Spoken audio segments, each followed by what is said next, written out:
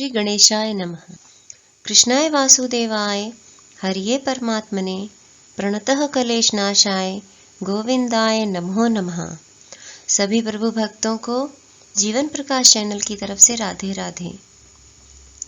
आज हम माघ मास महात्म्य का 17वां अध्याय करेंगे। 16वें अध्याय में हमने जाना कि अप्सरा कंचन मालिनी ने अपने पूर्व जन्म की कथा एक राक्षस को सुनाई थी। अब हम उससे आगे की कथा इस अध्याय में पढ़ेंगे। तो चलिए शुरू करते हैं माघ मास महात्म्य का 17वां अध्याय। अप्सरा कहने लगी कि हे राक्षस, वह ब्राह्मण कहने लगा कि इंद्र इस प्रकार अपनी अमरावती पुरी को गया, सो हे कल्याणमयी, तुम भी देवताओं से सेवा किए जाने वाले प्रयाग में माघ मास में स्नान करने से निष्पाप होकर स्वर्ग में जाओगी। सो मैंने उस ब्राह्मण के यह वचन सुनकर उसके पैरों में पड़कर प्रणाम किया और घर में आकर सब भाई बंधव, नौकर चाकर, धनादिक त्याग कर शरीर को नष्ट होने वाली वस्तु समझकर घर से निकली और माघ में गंगा यमुना के संगम पर जाकर स्नान किया।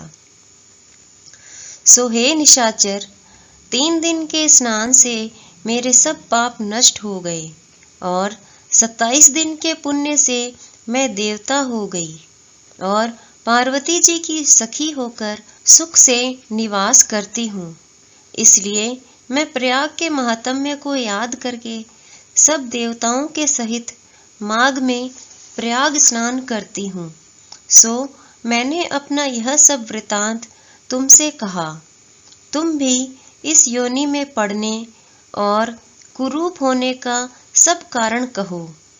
तुम्हारी दाढ़ी और मूछें बहुत बड़ी बड़ी हो गई हैं और पार्वती की गुफा में वास करते हो।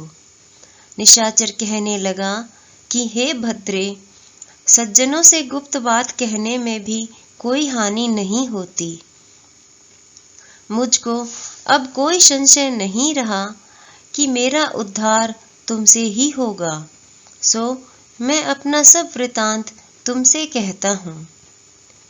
मैं काशी में वेदों का ज्ञाता था और बड़े उच्च कुल के ब्राह्मण के घर में जन्म लिया था। मैंने राजा, पापी, शूद्र तथा वैश्यों से अनेक प्रकार के दान लिए। मैंने दान लेने में चंडाल को भी नहीं छोड़ा। उस जन्म में मैंने कोई भी धर्म नहीं किया, वहीं पर ही मृत्यु को प्राप्त हो गया। तीर्थ स्थान पर मरने के कारण नरक में नहीं गया। पहले 2 बार गिद्ध योनि में, 3 बार व्याघ्र योनि में, 2 बार सर्प योनि में, 1 बार उल्लू की योनि में और अब 10वीं बार राक्षस हुआ हूँ। सैकड़ों वर्षों से इसी योनि में हूँ। इस स्थान को 3 योजन तक मैंने जंतुहीन कर दिया है। बिना अपराध के बहुत से प्राणियों को मैंने नष्ट किया। इस कारण मेरा मन अत्यंत दुखी है। तुम्हारे दर्शन से चित्त में कुछ शांति अवश्य आई है, क्योंकि सज्जनों का संग तुरंत ही सुखदायी होता है।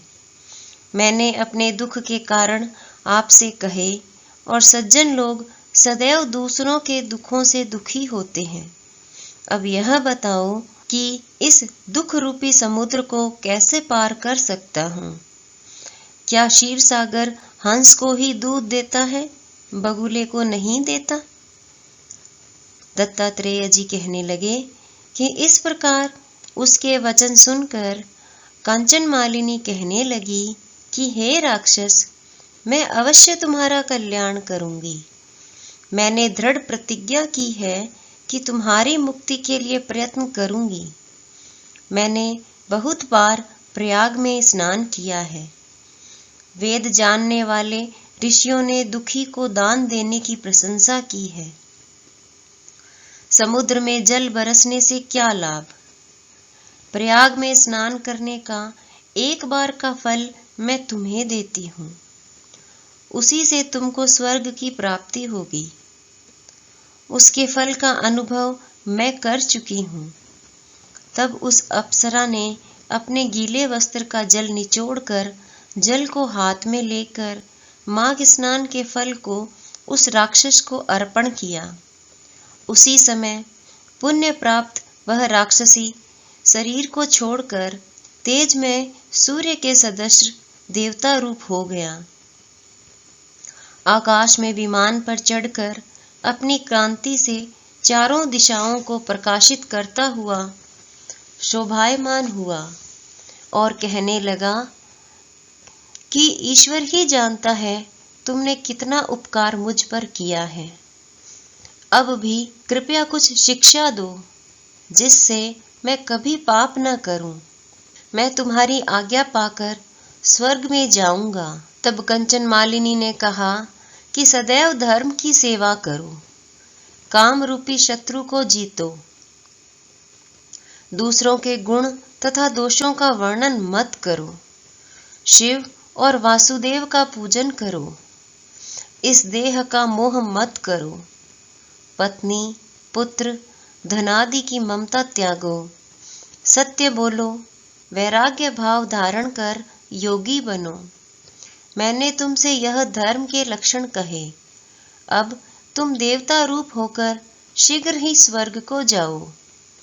दत्तात्रेय जी कहने लगे कि इस प्रकार गंधर्वों से शोभित वह राक्षस कंचन मालिनी को नमस्कार करके स्वर्ग को गया और देव कन्याओं ने वहां आकर कंचन मालिनी पर पुष्पों की वर्षा की और प्रेम पूर्वक कहा कि हे भद्रे, तुमने इस राक्षस का उद्धार किया। इस दुष्ट के डर से कोई भी इस वन में प्रवेश नहीं करता था। अब हम निडर होकर विचरेंगी।